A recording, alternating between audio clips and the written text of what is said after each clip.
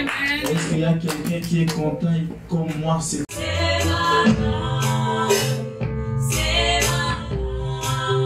Vous avez la langue qui ne parle pas bien.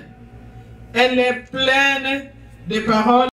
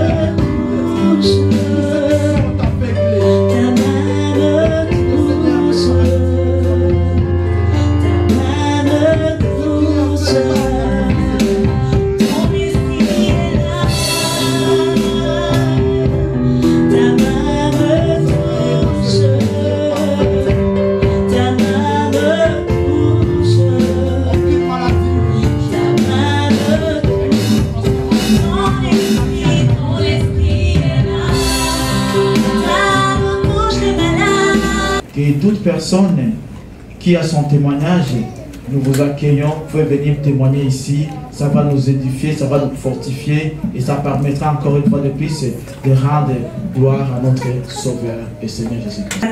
Les membres de ma famille sont là, notre famille, l'église, tout le monde est là. Je suis bénie de voir Mado, ça faisait très longtemps que je ne l'ai pas vu. Puis mon témoignage, c'est que Dieu a fait une grande chose dans ma vie. Parfois, nous pensons que c'est des petits détails, mais ce ne sont pas des détails. Depuis que je vais à l'école, moi et les chiffres, ça ne va pas. Je n'aime pas les mathématiques. Pas parce que je ne peux pas les faire, mais parce que j'avais décidé de ne pas les faire. Et puis, je me rappelle, mon père me disait, ne négligez pas les mathématiques parce que ça va vous rattraper. Puisque je faisais la série littéraire, j'arrivais toujours à combler. Tout le temps, je comblais mes notes de mathématiques. Alors, je ne me gênais pas. À l'université, j'ai eu un cours obligatoire de statistique, un cours de littérature, de logique, en tout cas, c'est un cours que je n'ai vraiment pas aimé. Puis, depuis le début, je me disais, je n'allais pas réussir parce que j'avais perdu des notions que je n'avais même pas. Mais Dieu a écouté mes prières. Je me rappelle, j'étais dans la salle d'examen, je suis partie demander au prof, j'en ai où est-ce que j'en suis? Est-ce qu'il manque trop de points? Puis il m'a dit, ben oui, il manquait beaucoup de points pour réussir le cours. Alors pour moi, j'étais désespérée. Je me disais, oh, même si tu fais des miracles quand même, tu ne vas pas faire une magie maintenant. Alors, il restait 10 minutes pour que nous commencions l'examen. Puis je suis sortie de la salle. Je suis partie dans les toilettes, excusez-moi le terme. Puis j'ai commencé à prier. J'ai prié, j'ai dit, Seigneur Jésus, je sais que je ne suis pas capable, je sais que je ne suis pas intelligente. Et si je suis arrivée jusqu'à ici, c'est parce que tu m'as aidé. Toi qui m'as aidé pour tout ce que j'ai déjà fait, c'est sûr que tu peux encore m'aider. Je ne connais rien, je ne sais pas quoi écrire, mais je remets tout entre tes mains et je sais que tu es un Dieu fidèle, tu ne me décevras pas. Je suis rentrée dans la salle, j'ai fait 40 minutes avec un stylo sans rien écrire, 40 minutes. Il me restait 2h20, je ne savais vraiment pas quoi faire. Après, je me suis retrouvée en train d'écrire. Si vous me demandez aujourd'hui qu'est-ce que tu as écrit, je dirais, je ne m'en rappelle pas et c'est sérieux. Puis, je suis arrivée à la maison, j'ai dit, mais papa, tu sais que les maths et moi, ça ne va pas, puis il me faut plus que 60 points pour réussir le cours. Et puis, vu ma situation, je ne pense pas. Puis quand j'ai eu les notes, j'ai réussi à ce cours, puis j'étais comme... Je veux juste te dire que quand on crie à Dieu, il nous écoute et il connaît ses enfants, il ne les déçoit jamais. Voilà, il fallait que je remercie. J'étais encore à cette place, j'étais en train de remercier Dieu, mais beaucoup de gens n'ont pas compris ce que je disais, pourquoi je remerciais, si vraiment je remerciais Dieu. Le dimanche prochain, je dirais que Le dimanche passé. Le dimanche passé, je dirais que j'ai posé un acte de foi en venant m'arrêter devant vous honnêtement, parce que je ne savais pas pourquoi j'étais là, mais j'avais envie de louer Dieu. Et justement, la semaine qui a suivi, Dieu a fait grâce. Et tout ce qu'il a fait plus que ce que je pouvais imaginer. Wow. Donc, ce qui veut dire que n'ayez pas peur en Dieu. Ayez juste confiance. Wow. Et tout le reste suit. Moi, je me suis relevée sans savoir, mais il est fait. Hier, nous avons fait notre première sortie d'évangélisation. Ce n'était pas facile. Nous ne savions par où commencer et comment commencer. En tout cas, on se posait une question pour savoir comment nous allons aborder les gens qu'on ne connaît même pas. Et surtout, Farid me disait non, moi je ne sais pas comment, je suis trop timide. Mais je me suis rappelé de l'histoire de l'apôtre Pierre. Un jour, quand il voyait Jésus en train de marcher sur les eaux, l'apôtre Pierre avait dit à Jésus, permets que moi aussi je marche sur les eaux. Amen. Alors Dieu avait dit à Pierre, viens. Amen. Quand Pierre a commencé aussi par la foi à marcher sur les eaux, je voudrais vous dire que hier, nous avons aussi marché sur les eaux. Amen. Nous avons sillonné le quartier de Léger, en partie, et Laurent. Nous avons rencontré pas mal de gens. Nous leur avions distribué des pamphlets. Et nous rendons grâce à Dieu. Nous avons semé. C'est à Dieu de faire croître. Et ma prière est celle-ci. Toute personne qui a reçu le pamphlet, que ce pamphlet la poursuive jusqu'à jamais. Même s'il va jeter ça quelque part, qu'un jour à son réveil, il puisse ramasser ça et lire, et que la parole qui est écrite là-dessus puisse la toucher et la transformer. À Dieu soit la gloire. Nous avons déjà commencé, c'est un grand chantier. C'est la première expérience que nous avons vécue hier et nous avons envie de continuer. Amen. Nous avons sillonné ici à Léger, aux environs de l'église. Prochainement, nous allons encore cibler une autre ville. Nous croyons que c'est ça notre tâche, c'est notre raison d'être, la mission, l'évangélisation du monde, faire connaître au monde la bonne nouvelle du salut en Jésus-Christ. Amen. Amen. Je remercie Seigneur parce que ça fait longtemps que j'étais vraiment touchée aujourd'hui. Ça fait longtemps que je n'ai pas été touchée. Amen. Je suis partie depuis que j'étais chez mes parents. J'ai tombé enceinte de ma fille Priscilla. J'étais trop malade depuis la grossesse jusqu'à le jour que j'ai eu mon bébé. On a eu des problèmes chez moi avec mon mari. Je m'étais retournée chez moi avec mon enfant. Mon enfant a commencé à être tout à l'hôpital, à la maison, à l'hôpital, à la maison. Puis on a continué nos vies comme ça. Souvent je venais chez ma petite soeur juste pour me consoler parce qu'elle avait aussi des enfants, ses jumelles. Ma fille, quand elle voyait ses jumelles, elles étaient comme heureuses, elle jouait avec les autres. Mais quand on est chez mes parents, l'enfant était comme isolé, malade tout le temps. Je disais tellement, Seigneur, qu'est-ce que j'ai fait dans cette mort? Pourquoi je n'ai jamais été heureuse dans ma vie? Puis ça commence encore pour mon enfant. J'ai pleuré, mais j'avais toujours la foi. Puis les pères de mon enfant ont décidé qu'ils soient ensemble. Mon père a dit, il faut excuser tout. J'ai tout pardonné. Amen. Le jour que mon fiancé a décidé de venir doter chez moi, on a organisé tout un dot. C'était vraiment une grande fête. Amen. Tout le monde qui était là, il a vu comment j'ai travaillé, comment j'ai fait. Je venais à Montréal acheter ma robe avec Tabissa, on était tout reste, tout c'était vraiment, j'ai dit, enfin, Dieu a fait quelque chose pour moi. Mais Satan est tellement jaloux, mes amis. Satan est tellement jaloux, c'est que Dieu il veut me compris dans notre vie. Des jours de dot, j'ai rentré, je voyais mon fiancé en avant et toute la famille, mais c'était un scandale. Je me suis restée vide en avant. Mon beau-père a décidé de tout laisser, de tout tomber. Il a amené mon fiancé et toute sa famille. Il y avait déjà des invités fous dans les salles. J'étais en rang blanche que j'avais acheté à $400 à Montréal. J'étais restée vide en avant, sans une fiancée, moi avec ma fille et ma famille. Magique était là, il était témoin. Tout le monde était là, il me regardait. C'est comme mes larmes étaient secs. Je n'étais pas capable de pleurer. Je n'étais pas capable de rien faire. Mais j'étais heureuse. Je peux vous dire, je ne sais pas qu'est-ce que s'était passé ce jour-là, mais je ne peux pas vraiment vous décrire. Je n'ai pas pleuré, j'étais heureuse. C'est ma mère qui était vraiment triste. Et toute ma famille. Mon père il m'a juste dit, sois forte ma fille, je sais que tu es capable. Il faut vraiment être fier de nos parents. Si on est né dans une famille chrétienne, mon père est pasteur, il faut vraiment prier pour nos parents tous les jours. Il faut remercier Dieu ce qu'il nous a donné. Parce qu'il dit, il faut vraiment donner le respect envers vos parents. Vous allez avoir une longue vie. Amen. Cette parole n'est pas écrite pour rien. Mais mon père, il m'a donné ce courage. Puis j'étais partie, ma mère elle disait, c'est fini pour devoir rester ici, tu vas trouver notre mari, tu vas te marier. Mais quand on est un enfant de pasteur, des parents ils ne laissent pas jamais. Si tu ont peur de leur Dieu, parce que non, parce que... Soutiens-la, soutiens-la. Nous voulons la voir ce jour-là, en l'aube blanche, en train de te louer, remplie de joie. Oh Père éternel, merci. Tu as déjà fait. Ce qui manque, c'est seulement la concrétisation de tes promesses. Oh Père éternel, merci.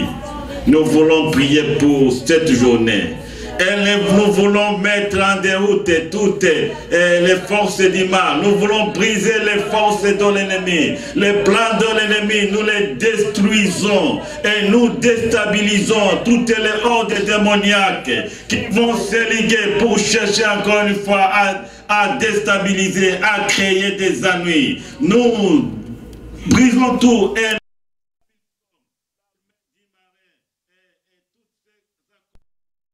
que cette journée soit une journée de joie, une journée de victoire pour ta servante et pour toute la famille.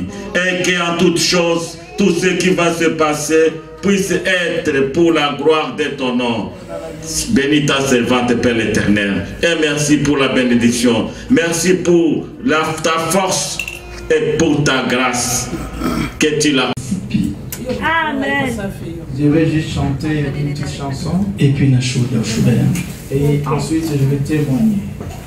Mokolo na suka, mokolo na mawai, mokolo na suka mokolo na pasi. Liboso ba pasteur, komona ndakoteo, okende na hôpital kokangama. Okende na église kokangama naleli yokangama wa Jésus Nzambe papa nanga pona yeba Nzambe nanga ndenge nini yobosalinga amen. La chanson dit que le dernier jour, je vais partir voir les pasteurs, je vais partir à l'hôpital, je vais partir à l'église, mais tout sera fermé. Ça sera le dernier jour. Je pleure mon Jésus. Amen. Amen. Merci Dieu parce qu'il est bon. Il y a ceux qui sont morts. Et ceux qui meurent. Je travaille à l'hôpital. Je vois beaucoup de choses. Le cadavre. Et ceux qui bougent. Et ceux qui même sont fatigués. Et c'était avant-hier. Et je faisais la garde des malades. Il y a une maman enceinte qui est venue. Et quand elle est entrée, elle était enceinte. Je crois que c'est 9 mois et quelques jours. Elle est entrée à l'hôpital. Après 15 minutes. Et après 15 minutes, la maman est morte. Et l'enfant également. Et je remercie Dieu parce que j'ai été et la même histoire que je vous dis, j'étais ainsi. Ma mère est morte après mon accouchement. Elle est morte subitement. Et moi je suis resté. Et quand je me suis rappelé de cela, Dieu, tu es merveilleux. Et moi aussi j'ai des enfants. Et Dieu soit béni. Et que Dieu vous bénisse encore. Amen. Amen.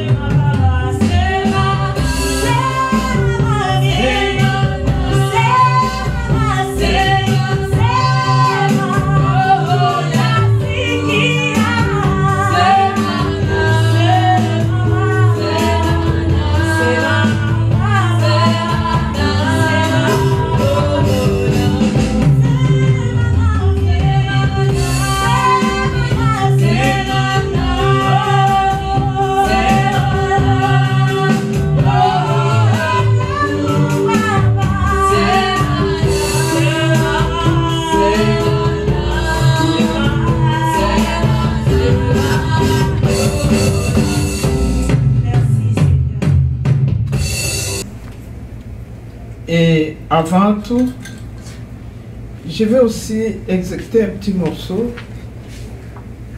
Ça parle.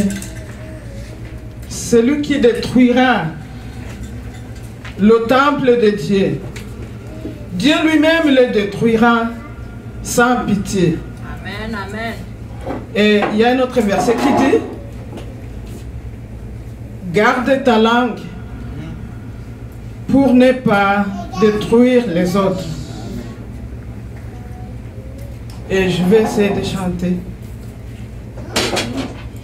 Yule atakaye haribu hekalu la Mungu, Mungu atamu haribu bila hakika.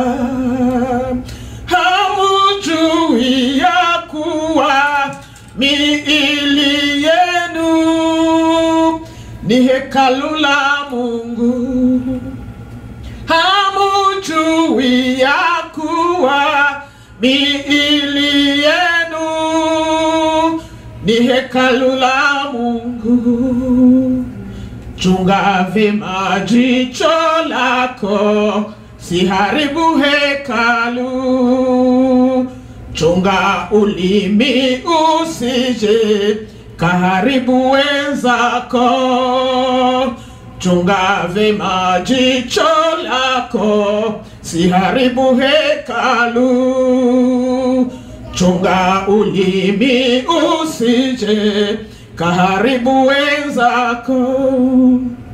Hamujui ya kuwa miili yenu ni hekalu la Mungu, ni hekalu la Mungu, ni hekalu la Mungu, ni hekalu la Mungu, ni hekalu la Mungu.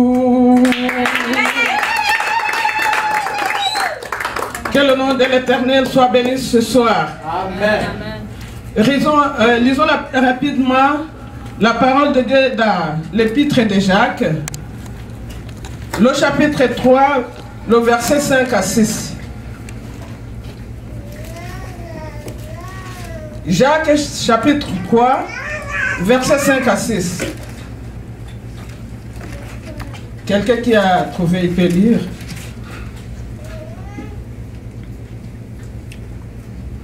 De même, la langue est un petit membre et elle se vante de grandes choses.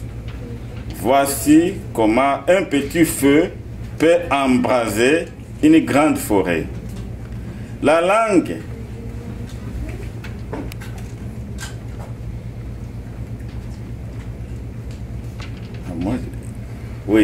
la langue aussi est un feu. C'est le monde de l'iniquité. La langue qui est placée parmi nos membres, souillant tout le corps et enflammant le cours de la vie, étant elle-même enflammée par la Géhenne. Amen. Amen. Nous venons de lire la parole de Dieu.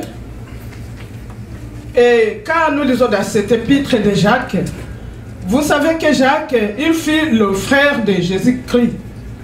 C'est-à-dire qu'il a connu beaucoup de choses parce qu'il était toujours à ses côtés.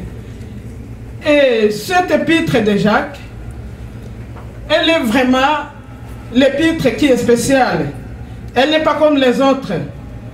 C'est une épître qui a été écrite au début de l'histoire de l'Église. Et elle était écrite pour les 12 tribus qui étaient dans la dispersion. Alors, c'est-à-dire si vous lisez dans le chapitre 5, verset 7 à 8, vous trouverez que Jacques, il a aussi parlé en grosso modo ou bien brièvement à propos de la venue de notre Seigneur Jésus-Christ. Et dans cette épître, vous trouverez que on a parlé surtout du christianisme, c'est-à-dire que dedans, il y a beaucoup d'exhortations, il y a beaucoup d'enseignements qui sont tellement utiles. Et elle nous parle d'une vie quotidienne d'un chrétien. Alors, ça nous parle de la réalité d'une foi chrétienne. Jacques lui-même, il nous parle des témoignages. C'est un témoignage qu'il parle, le témoignage devant les hommes.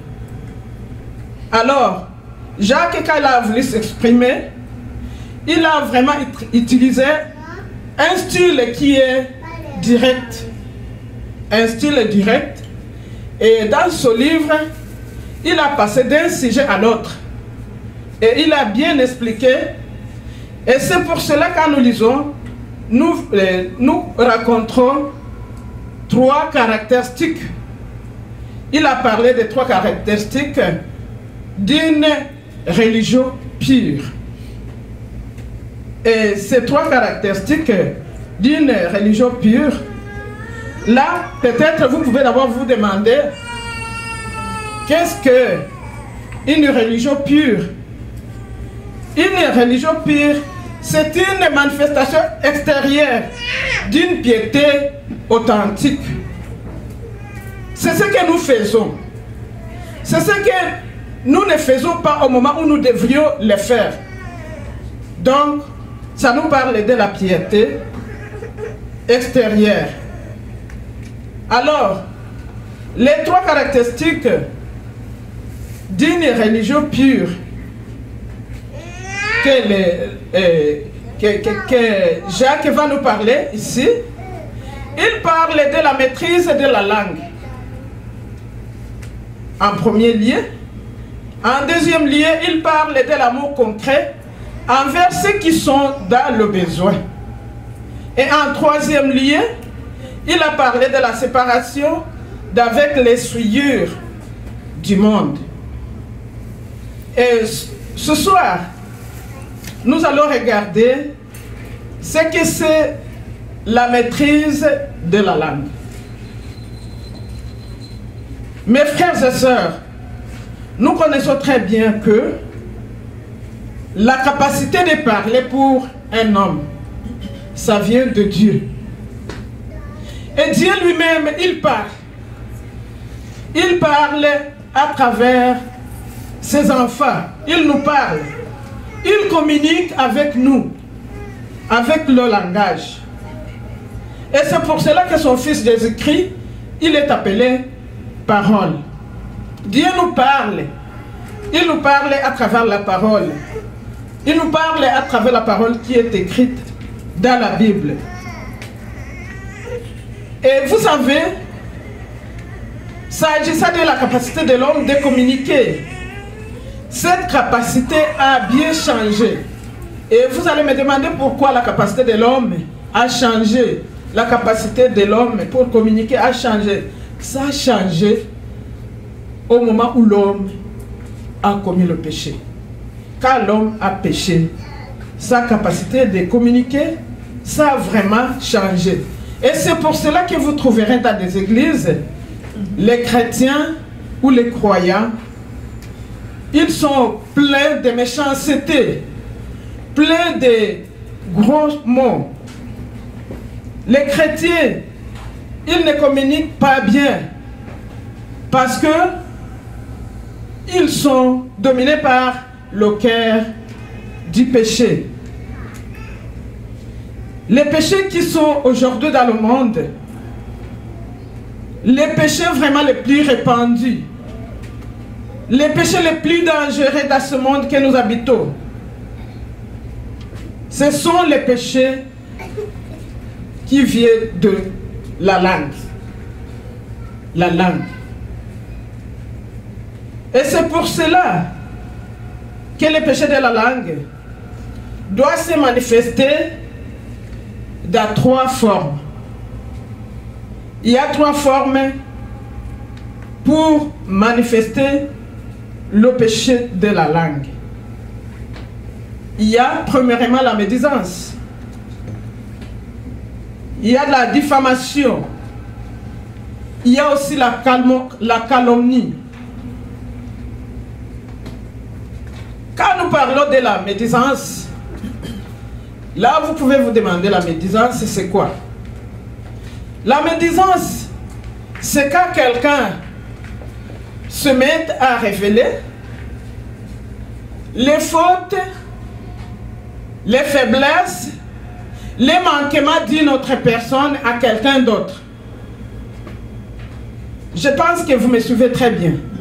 La médisance, la personne vient, il connaît les fautes de celui-là, il connaît les faiblesses de l'autre, et à ce moment-là, il commence à les juger, il commence à parler en utilisant ses lèvres, il parle mal de celui-là qui n'est pas là.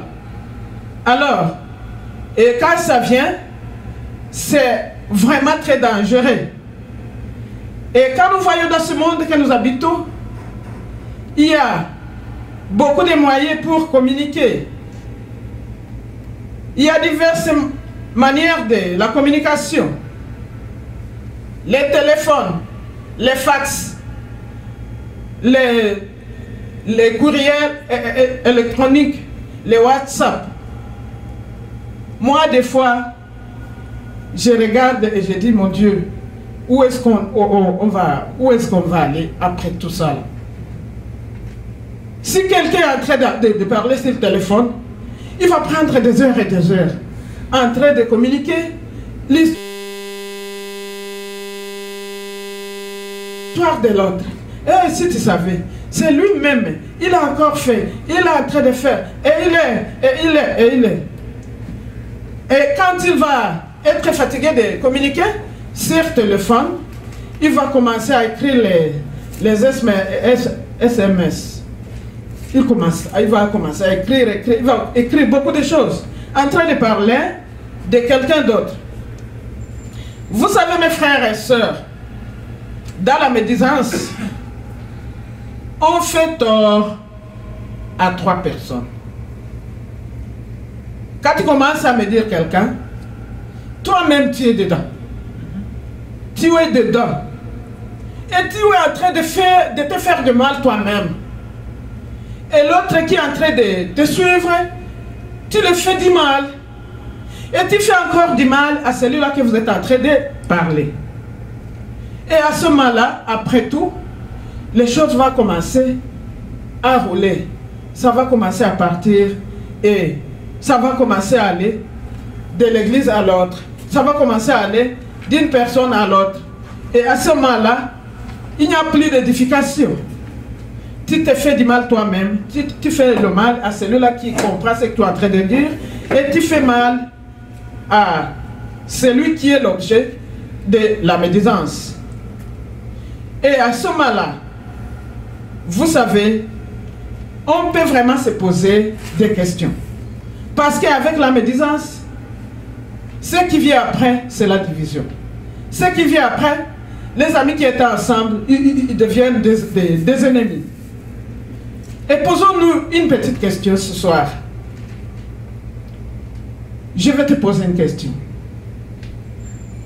Combien de temps tu passes à méditer la parole de Dieu? C'est la question que je te pose. Combien de temps tu passes devant Dieu pour la prière? Combien de temps tu passes à parler avec une personne la parole de Dieu? Combien de temps tu passes à prier pour les ennemis? Combien de temps tu passes à prier pour les amis? Combien de temps tu passes à prier pour ton église? Et combien de temps tu passes à médire? Si c'est la médisance, tu dois vite comprendre que c'est l'œuvre du diable. Et tu vas t'examiner et tu vas te demander, est-ce que c'est ce que je suis en train de faire? C'est pour l'édification de l'église? Et c'est pour l'édification de mon frère? Et c'est pour l'édification de ma soeur? Là, on peut vraiment se poser beaucoup de questions. Mais, je vous exhorte ce soir, au lieu de parler de quelqu'un d'autre, parle avec celui-là que tu as avec lui. Parlez de vos affaires, vous deux. Et si l'un de vous a un problème, parlez de ce problème. Et priez les uns pour les autres. Que Dieu vous bénisse. Amen. Et si même un frère est tombé dans le péché, si une sœur est tombée dans le péché, ce n'est pas bien de les traiter comme je viens de le dire. Mais c'est bien de les reprendre avec amour, de les reprendre avec l'esprit de douceur. La médisance, ce n'est pas bon. Le fait de parler les fautes et les faiblesses de quelqu'un à son absence. Si tu as le temps, c'est bien de le trouver et lui dire, mon ami, j'ai attendu dur, ou bien il y a ceci, il y a cela, et peut-être il va te dire, oui mon frère, c'est mon cas, prie pour moi. Et en deuxième lieu, comme je viens de vous le dire, il y a la diffamation. La diffamation, c'est un peu contraire de la médisance. Là, la personne va utiliser la langue pour rabaisser les autres. Les rabaisser vraiment. C'est une déclaration faite dans le but de rabaisser quelqu'un. Salir le nom de quelqu'un. C'est ça la diffamation. Et ce n'est pas une bonne chose pour nous les chrétiens. Et en troisième lieu, vient aussi la calomnie. Et quand il s'agit de calomnie, alors, ça devient grave. Ce n'est plus quelque chose de parler des fautes de la personne, de parler de ses faiblesses. Ce n'est plus question de rabaisser la personne, mais dans ce sens-là, c'est une parole malsaine. C'est-à-dire que tu vas commencer à divulguer les faussetés, les mensonges sur la personne, parler de grossier, parler de quelque chose pour seulement salir la personne, dire qu'il a fait ceci et cela au moment où la personne n'a pas fait ça. Et ça vient d'où? C'est la langue. C'est la langue qui fait tout ça. C'est les lèvres là que nous avons qui a à l'œuvre de tout ça là. Mais comme nous venons de le dire, la parole de Dieu nous dit que la langue là, c'est une petite chose ou bien un petit membre qui se vante de beaucoup de choses. Mais c'est un membre qui fait beaucoup de gaffes. Et c'est pour cela que la parole de Dieu va montrer la langue, ou bien ça symbolise le feu que nous utilisons. Vous savez, avec le feu, nous pouvons faire beaucoup de choses. Avec le feu, on peut cuire les aliments. Le feu nous aide à faire beaucoup de bonnes choses. Mais faites attention avec le feu. Si le feu est mal utilisé, ça nous donne des ennuis. Si le feu est mal utilisé, la petite allumette que vous connaissez là, la tige là de l'allumette, si on l'allume et qu'on n'a pas veillé, ça peut brûler les maisons. Ça peut brûler tous les effets de la maison. Ça peut brûler même les personnes. Ça peut embraser tout un village. Le feu, s'il n'est pas bien utilisé, il est tellement dangereux. Et c'est la même chose avec nos paroles, avec les paroles que nous disons.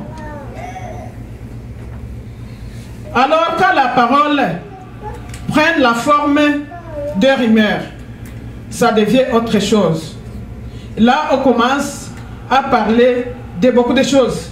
Et après, toutes les conséquences, c'est la division.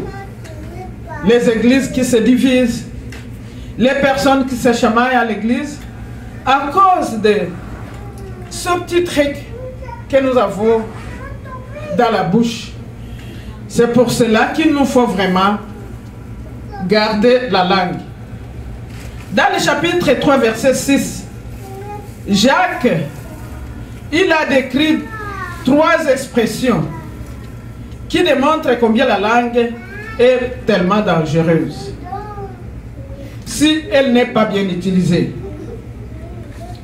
Et à ce moment-là, l'apôtre va nous dire que la langue est un monde de l'iniquité. C'est-à-dire que la langue peut engendrer le mal. En écoutant quelqu'un qui est en train de parler, vous pouvez vous sentir très mal. En écoutant les enfants qui se chamaillent, qui se disputent, les enfants qui sont en train de se menacer entre eux, les enfants qui sont en train de se lancer des insultes sauvages, à ce moment-là, ça peut occasionner la guerre entre ces enfants-là. Ça peut même amener des disputes entre les parents et les autres parents. C'est pour cela qu'il nous faut bien utiliser notre langue. Et vous savez que aujourd'hui le monde entier est en guerre. C'est pourquoi? C'est à cause de la langue. C'est à cause de quelqu'un qui est parti sur les ondes et il a dit telle ou telle chose. Si c'est le mensonge, il divulgue ça et tout le monde est fort. Ah, c'est vrai, c'est comme ça. Et la guerre éclate à cause d'une seule langue qui n'est pas bien utilisée. Vous savez combien la langue diffuse l'erreur, ça diffuse le mensonge et ça occasionne les disputes. Ça stimule les gens et ça provoque beaucoup de crimes dans le monde. Vous savez, des fois, la langue brise le cœur et elle plante l'amertume au sein des familles. Vraiment, la langue est très dangereuse. Ça peut déranger toutes les communautés. Ça peut diviser les gens qui étaient des amoureux. Ça peut détruire beaucoup d'églises. Utilisons bien notre langue. Et l'apôtre continue à dire que la langue, elle est monde de l'iniquité. Prions le Seigneur qu'il puisse nous aider vraiment à bien utiliser la langue. Qu'il nous aide de ne pas utiliser mal notre langue.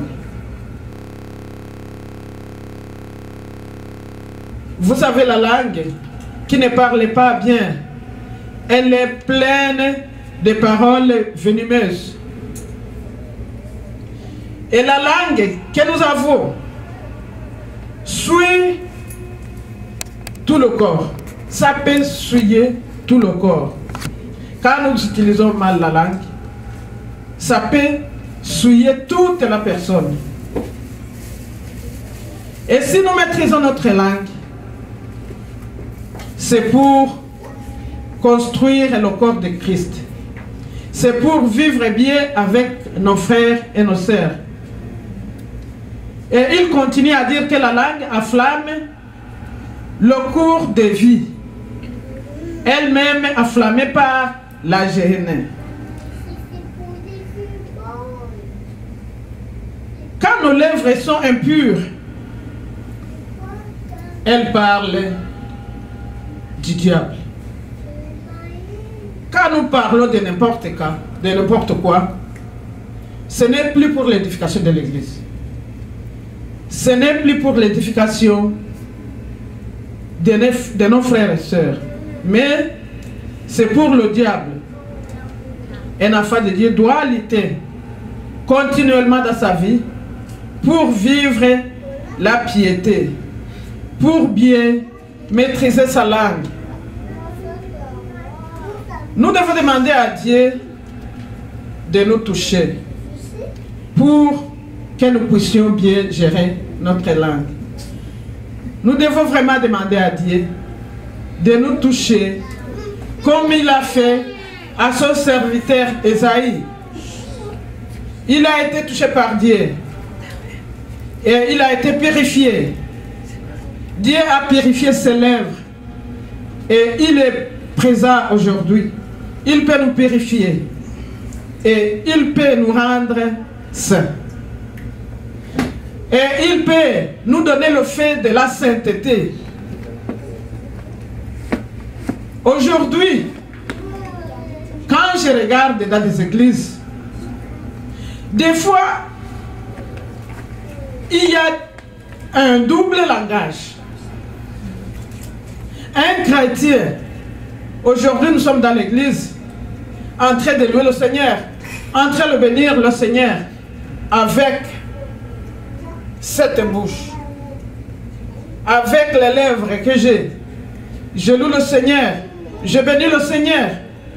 Mais, après tout, avec la même bouche, une fois arrivé, là, derrière la porte, la même bouche commence encore à maudire. La même bouche commence à calomnier. Mes chers amis, c'est dommage. Dans les réunions de prière, nous bénissons l'Éternel. Nous chantons pour le Seigneur.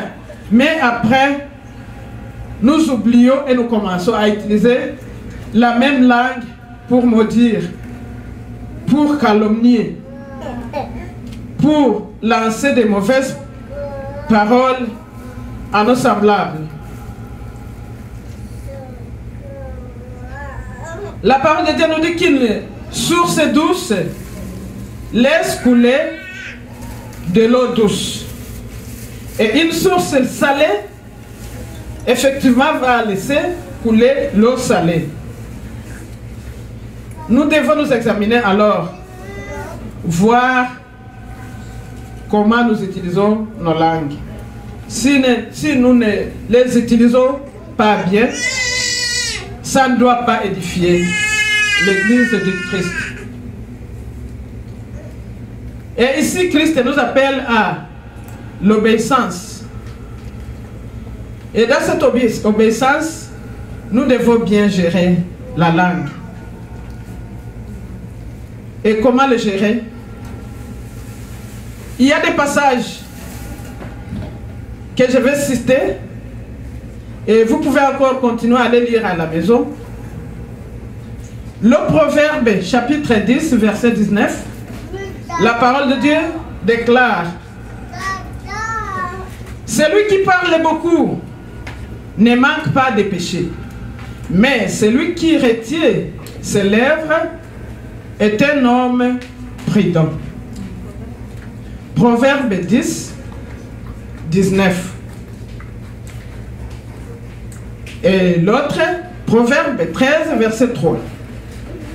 Proverbe 13, verset 3, ça dit: celui qui veille sur sa bouche garde son âme, mais celui qui ouvre des grandes lèvres court sa perte. Et en fait, Proverbe 10, verset 11, la parole de Dieu nous dit: la bouche du juste est une source de vie. Notre Seigneur Jésus-Christ, il est lui-même la source de la vie. À lui, nous pouvons trouver l'eau de la source. Et cette eau de la source que nous pouvons trouver chez Jésus, c'est une eau qui jaillira jusqu'à la vie éternelle. Nous devons être remplis de l'amour pour les autres et pour le Seigneur Jésus-Christ. Comme je viens de vous le dire, je viens de vous parler de la langue, ou bien la maîtrise de la langue. Je vous ai parlé de trois choses, ou bien trois caractéristiques d'une vie, d'une religion pure. La maîtrise de la langue, l'amour concret envers ceux qui sont dans le besoin, la séparation d'avec les souillures du monde. Alors, nous avons parlé de la maîtrise de la langue, qui va nous donner trois formes de manifestations de péché: la médisance, la diffamation et la calomnie. Et nous devons éviter ce péché de la langue. Mes chers frères et sœurs, que Dieu vous bénisse. J'invite le pasteur qui va prier pour nous, pour concrétiser cette parole. Que Dieu vous bénisse. Amen. Amen.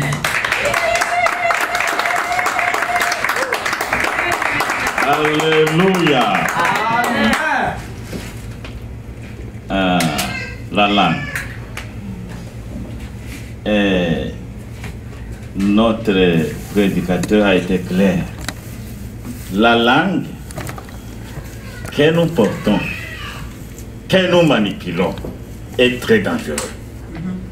Très dangereux. Et souvent, nous n'en nous rendons pas compte. Quand quelqu'un se met à parler, vraiment, on dirait qu'il a perdu la tête. Et il va parler de ce qui existe et de ce qui n'existe pas.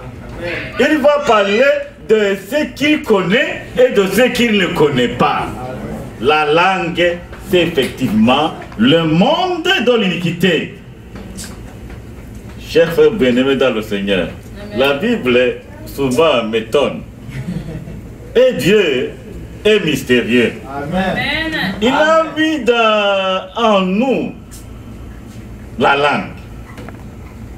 La langue qui est la Bible qu'on parle au feu. Nous marchons avec le feu dans la bouche.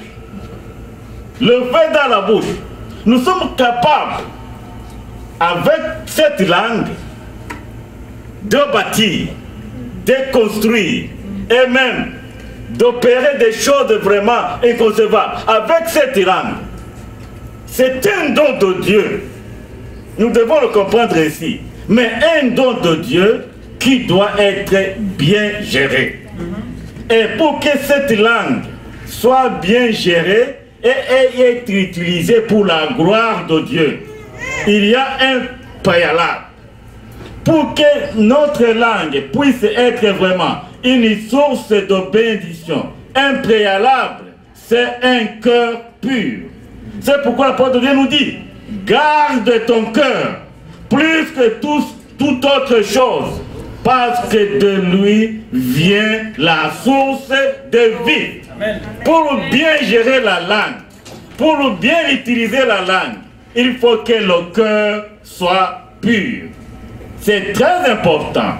C'est ce petit complément que je voudrais ajouter. Purifions nos cœurs. Parce que tout ce qui se passe à l'extérieur de nous, tout vient du cœur. C'est le cœur qui nous dicte. C'est le cœur qui nous pousse à parler. Si notre cœur est pur, alors nos paroles seront pures et nos paroles seront une bénédiction pour ceux qui nous attendent. Amen. Que l'Éternel soit béni, que son nom soit élevé pour la parole. Cette parole que nous devons attendre. Je crois que quelquefois il faut changer de sauce. Aujourd'hui nous avons changé de sauce. Sa servante nous a encore rappelé quelque chose d'important, quelque chose de très important dans notre vie spirituelle. Que Dieu la bénisse. À partir d'aujourd'hui, faisons de notre mieux pour savoir peser nos mots. Dans le livre de Jacques, l'apôtre de Dieu nous dit, soyez prompts à écouter et là à parler. Ne nous précipitons pas pour lancer des bêtises, des paroles que nous ne contrôlons pas.